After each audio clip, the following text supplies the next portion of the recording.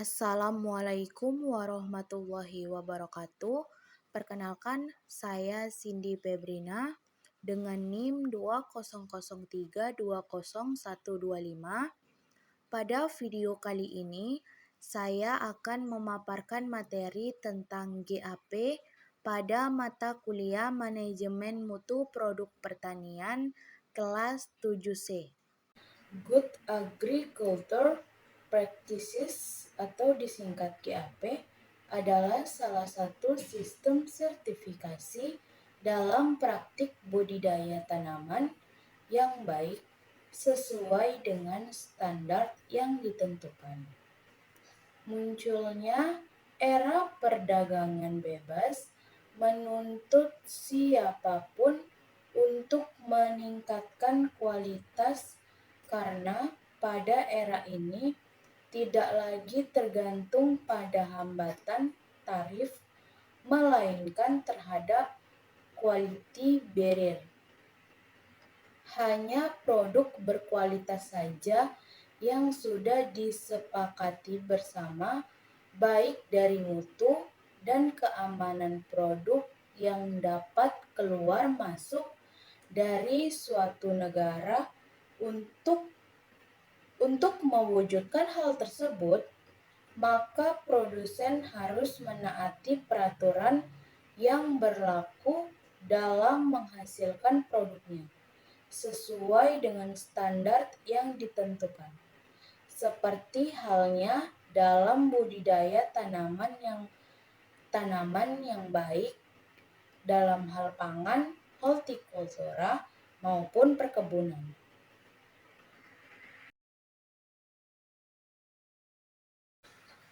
Berdasarkan Pusat Sosial, Ekonomi dan Kebijakan Pertanian, Kementerian Pertanian Republik Indonesia, GAP adalah sebuah teknis penerapan sistem sertifikasi proses produksi pertanian yang menggunakan teknologi maju, ramah lingkungan, dan berkelanjutan, sehingga produk panen aman dikonsumsi, kesejahteraan pekerja diperhatikan, dan usaha tani memberikan keuntungan ekonomi bagi petani. GAP sendiri telah diterapkan di Indonesia sejak tahun 2003, dimulai dari GAP komoditas sayuran yang secara berangsur mewajibkan semua produk bahan untuk perdagangan atau diperdagangkan global untuk memiliki sertifikat GAP. ASEAN GAP menekankan terhadap 4 komponen, yaitu yang pertama, keamanan konsumsi pangan, yang kedua, pengelolaan lingkungan dengan benar, yang ketiga, keamanan, kesehatan, dan kesejahteraan pekerja lapang, yang keempat, jaminan kualitas produk dan traceability produk bila diperlukan, sesuai dengan cita-cita yang dihembuskan secara global bahwa setiap aktivitas produksi hendaknya memperhatikan unsur keseimbangan alam demi masa depan bumi dan manusia. GAP menuntut para produsen untuk menghasilkan produk yang aman untuk dikonsumsi, selaras dengan sustainability, menjamin keselamatan para pekerjanya untuk menghasilkan produk yang benar-benar berkualitas. Dengan menerapkan GAP yang memiliki standar operasional prosedur atau SOP tertentu, diharapkan agar sistem budidaya yang dilakukan memberikan banyak manfaat baik terhadap produk yang dihasilkan, pekerja, dan mampu meminimalisir cemaran terhadap lingkungan di sekitar. Apabila produk pertanian yang dihasilkan hendak bersaing di perdagangan bebas, maka memiliki sertifikat GAP adalah sebuah kewajiban. Ada beberapa macam GAP sesuai dengan komoditas yang dikembangkan. Namun, umumnya memiliki standar yang hampir sama. Dalam menerapkan GAP, seorang produsen harus memenuhi beberapa ketentuan wajib, ketentuan anjuran, dan ketentuan yang disarankan.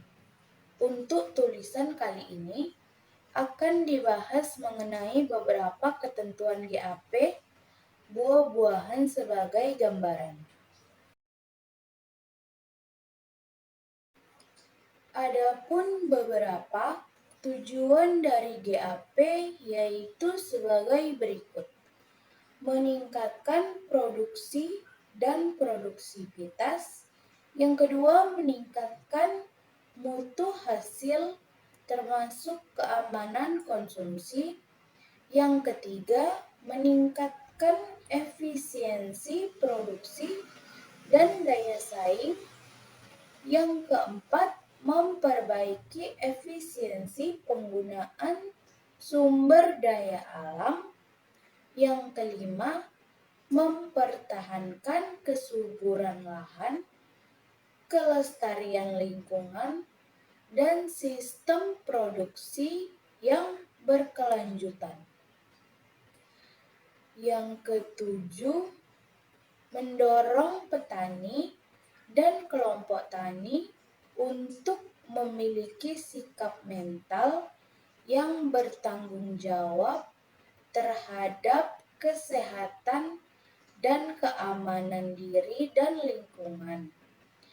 Yang kedelapan, meningkatkan peluang penerimaan oleh pasar internasional, dan yang terakhir, memberikan jaminan keamanan terhadap konsumen.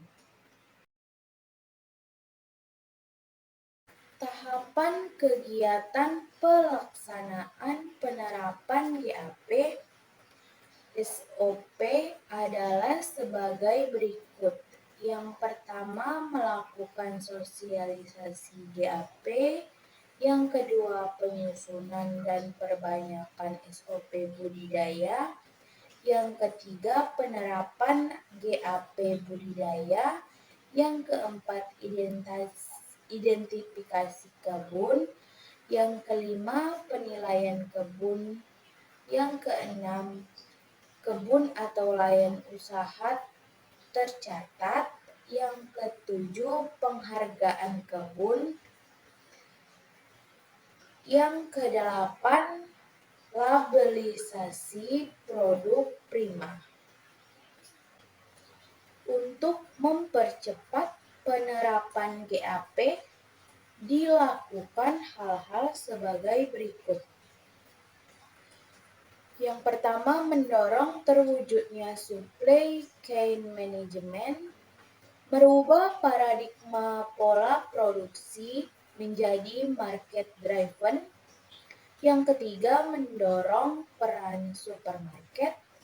Yang keempat, retailer, supplier, dan eksportir untuk mempersyaratkan mutu dan jaminan keamanan pangan pada produk. Yang kelima, penyediaan tenaga pendamping penerapan GAP. Yang keenam, melakukan sinkronisasi dengan program instansi terkait lainnya. Yang ketujuh, perumusan program bersama instansi terkait lainnya dan melakukan promosi.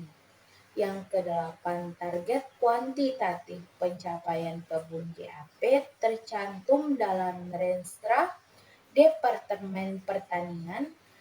Yang terakhir, membentuk dan memberdayakan lembaga sertifikasi untuk melakukan sertifikasi kebun dan produk prima serta mendorong sosialisasi mekanisme sistem sertifikasi dan perangkatnya.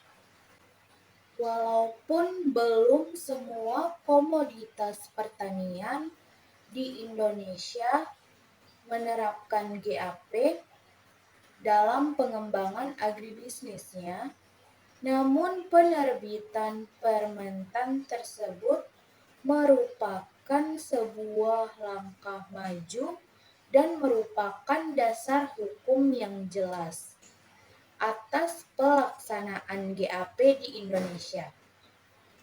Bahkan negara maju seperti Amerika Serikat, para petaninya belum sepenuhnya menerapkan GAP. Avendano dan Calvin tahun 2006 menyatakan bahwa pemerintah Amerika Serikat melalui Food and Drug Administration atau FDA baru menerbitkan panduan GAP bagi para petani untuk meminimalkan resiko mikrobia bagi buah segar dan sayuran pada tahun 1998. Bahkan sampai saat ini masih memberlakukan GAP bersifat voluntary atau sukarela dan belum menjadi kewajiban. Penyebab belum diterapkannya GAP berbagai negara adalah mahalnya biaya yang harus dikeluarkan untuk menerapkannya. Mahalnya biaya yang harus dikeluarkan tentu menjadi kendala besar untuk dapat diterapkan oleh para petani di Indonesia, yang mayoritas masih berkutat dengan masalah kemiskinan dan lemah dalam sumber daya manusia, terutama dilihat dari tingkat pendidikan para petani di Indonesia. Untuk menerapkan GAP di Indonesia saat ini dioptimalkan untuk dilaksanakan oleh perusahaan agribisnis yang berskala besar dan berorientasi ekspor. Pemerintah sendiri telah membantu penerapan GAP tersebut dengan SOP khusus pada setiap komoditas pertanian yang hendak diusahakan, namun baru terbatas pada komoditas hortikultura. Tantangan lainnya adalah rumitnya prosedur penerapan GAP yang harus diperhatikan oleh perusahaan agribisnis di Indonesia apabila ingin mengekspor produknya ke luar negeri, terutama negara-negara di Uni Eropa maupun Amerika Serikat. Prinsip-prinsip dalam GAP di Indonesia kemudian diselarakan dengan program pengendalian hama terpadu dan pengelolaan tanaman terpadu. Pendekatan pengelolaan ini penting untuk perbaikan dan pengelolaan pertanian dalam jangka panjang. Fitur kuncinya adalah penggunaan yang hati-hati terhadap produk agrokimia, termasuk pestisida, pupuk kimia, dan zat pengatur tumbuh. Syarat lahan untuk budidaya. Sebelum dilakukan penanaman, harus diperhatikan dulu jenis lahan, lokasi, dan sebagainya. Untuk penanaman sesuai dengan standar yang telah ditentukan, yaitu yang pertama lokasi atau kebun lahan sesuai dengan RUTR atau RDTRD, peta wilayah komoditas. Yang kedua, lahan bebas dari cemaran limbah berbahaya dan beracun. Yang ketiga, kemiringan lahan kurang dari 30% untuk komoditas sayur dan buah. Riwayat lokasi yaitu ada catatan riwayat penggunaan lahan. Yang kelima, pemetaan lahan terdapat rotasi tanaman pada tanaman semusim dan tersedia peta penggunaan lahan. Yang keenam, kesuburan lahan harus cukup baik, melakukan tindakan untuk mempertahankan kesuburan lahan.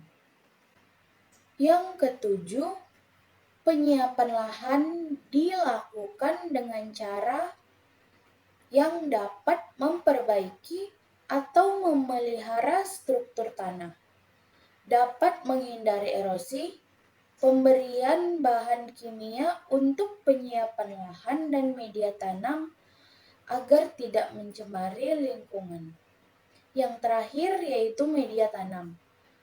Diketahui sumbernya tidak mengandung cemaran bahan berbahaya dan beracun, kemiringan 30% perlu dilakukan tindakan konservasi.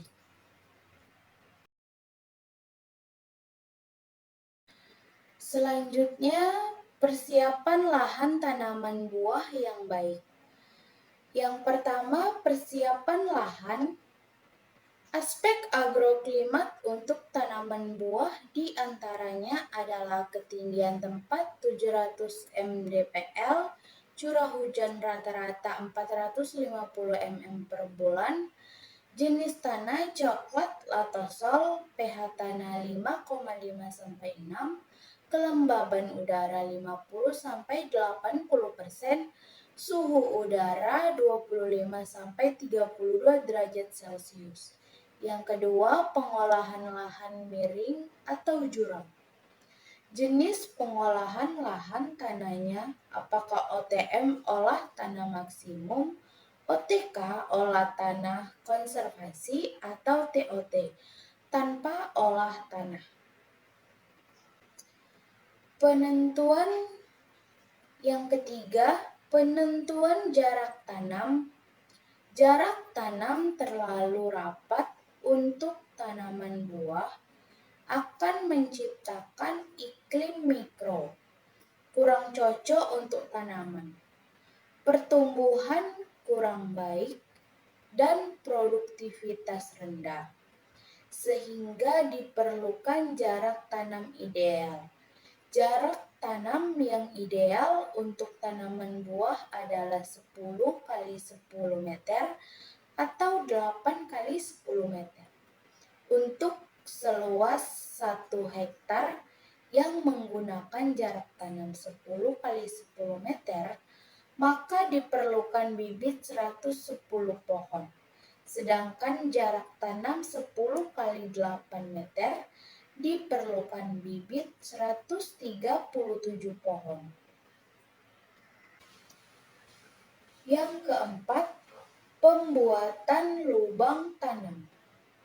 Ukuran lubang tanam tanaman buah adalah panjang 50 cm, lebar 50 cm, dan dalamnya 50 cm. Dalam pembuatan lubang tanam, tanah bagian atas digali sedalam 30 cm, sedangkan bagian dalam digali sedalam 20 cm. Tanah bagian atas dan bagian dalam jangan dicampur. Misalnya, tanah bagian atas disimpan di kanan, bagian dalam disimpan di sebelah kiri. Lubang tanam disimpan 1 bulan agar terangin-angin supaya terjadi pengasaman zat-zat beracun. Yang kelima, ada pemupukan. Jenis pupuk yang digunakan adalah pupuk organik dan anorganik terdaftar, dan pupuk organik telah mengalami dekomposisi dan layak digunakan. Penggunaan pupuk harus sesuai dengan anjuran dan kotoran manusia tidak boleh digunakan.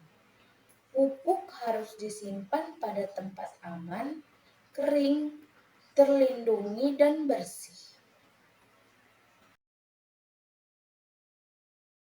Poin selanjutnya ada penanaman.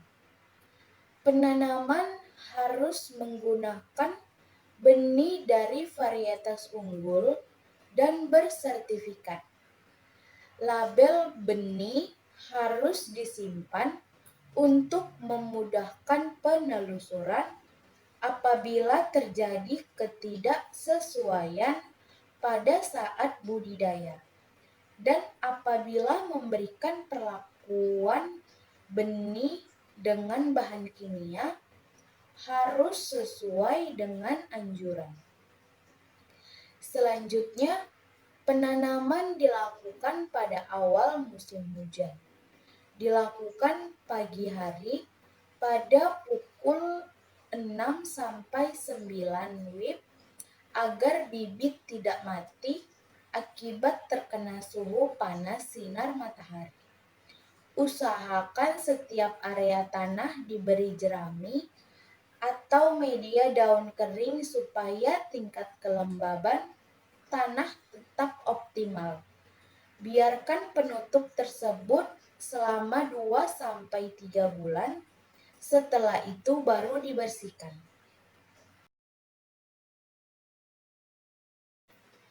Menurut WHO, ada beberapa hal yang harus diperhatikan pada GAP untuk tanaman obat, yaitu yang pertama, pemilihan tanaman obat, yang kedua, identitas botani, yang ketiga, spesimen tanaman obat, yang keempat, bibit dan material, yang kelima, propagasi tanaman, yang keenam, organisasi kesehatan dunia, yang ketujuh, pemanenan, dan yang terakhir adalah personil.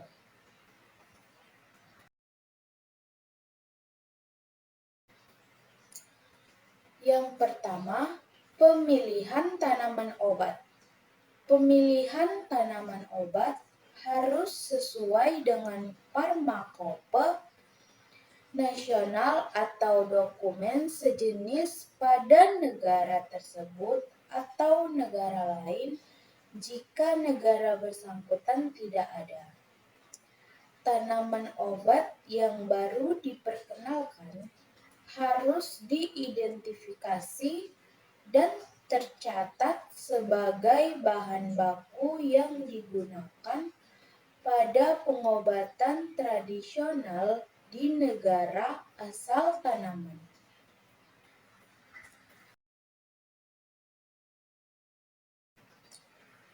Yang kedua ada identitas botani. Identitas botani harus terverifikasi dan terdokumentasi serta memiliki klasifikasi ilmiah seperti nama, daerah, atau nama dalam bahasa Inggris.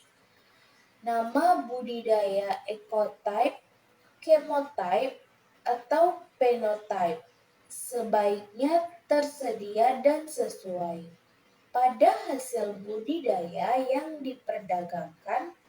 Harus tercantum jenis tanaman dan suppliernya. Perlu disebutkan asal bibit dan bahan budidayanya.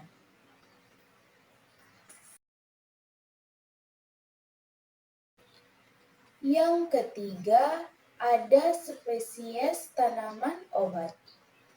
Tanaman obat dideterminasi dan diidentifikasi di herbarium.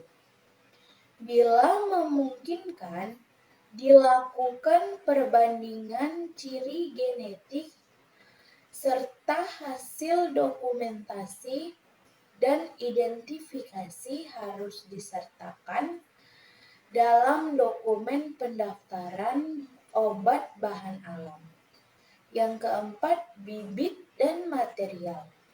Pada bibit dan material juga harus melihat propagasi tanaman seperti disebutkan sumber supplier, kualitas, identitas, hasil perbanyakan, sejarah perkembangbiakan, serta memenuhi persyaratan peraturan regional dan atau nasional.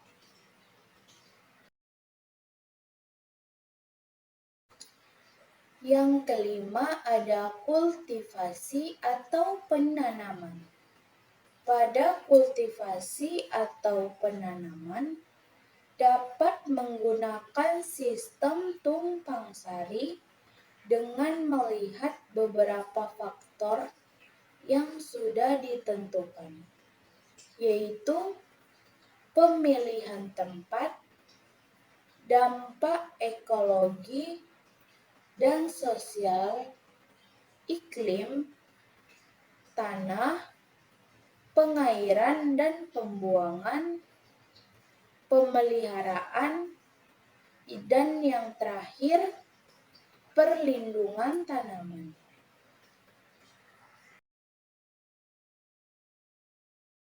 Yang keenam yaitu personil. Pada bagian personil mencakup dua hal yaitu pengetahuan dan pelatihan. Pihak terkait mengajarkan serta memberikan beberapa pengetahuan pada personil.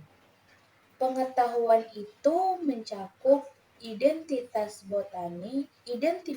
botani, karakteristik budidaya, kebutuhan lingkungan, pemanenan, serta penyimpanan. Setelah adanya pengetahuan yang dimiliki para personil, maka selanjutnya yang harus dilakukan adalah pelatihan dengan mencakup hal kebersihan dan juga K3, kesehatan dan keselamatan kerja.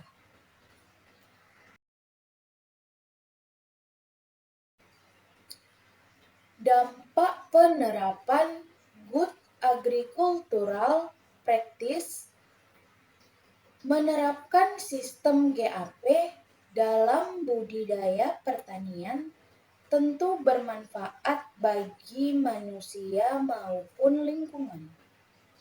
Hanya saja karena prosesnya begitu ketat dengan tingkat keteraturan yang tinggi, membuat produk hasil GAP memiliki harga yang lebih tinggi daripada produk hasil budidaya biasa.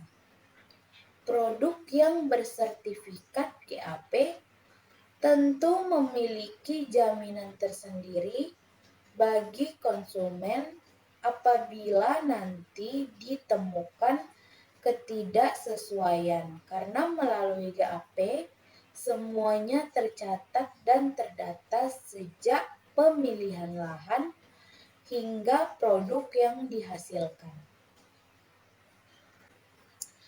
Sertifikat GAP dikeluarkan oleh Otoritas Keamanan Pangan Pusat dan Daerah.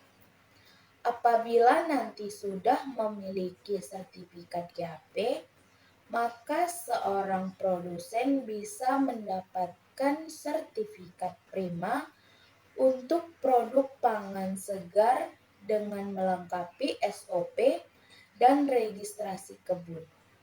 Sertifikat ini bermanfaat untuk bersaing dengan produk dari luar negeri dalam perdagangan bebas. Apabila menghendaki produknya bisa menembus perdagangan bebas, maka produk tersebut harus sudah memiliki sertifikat Global GAP global.